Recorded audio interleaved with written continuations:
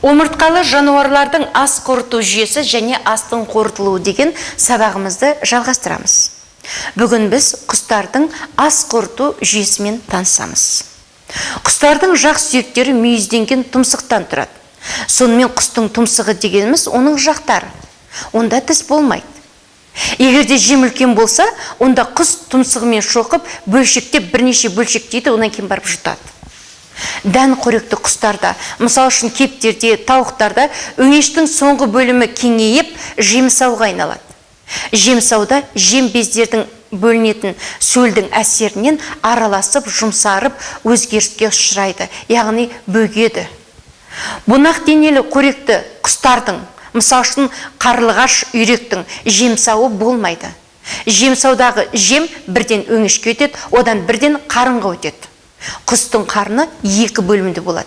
Безді қарын және етті қарын.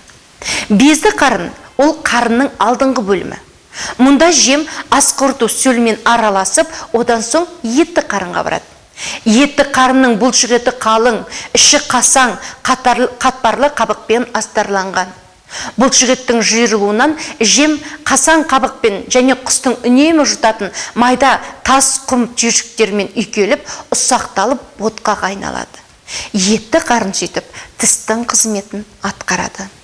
Жем бауыр мен ұйқы бездерінің сөлдерінің әсерінен әбден қорытылады.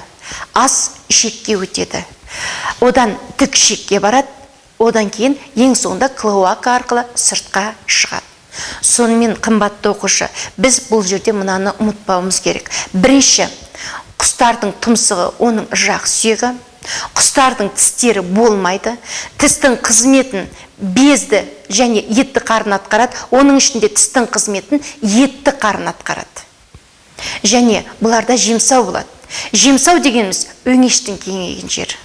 Ал клоака дегеніміз тік ішектің кеңейген жері.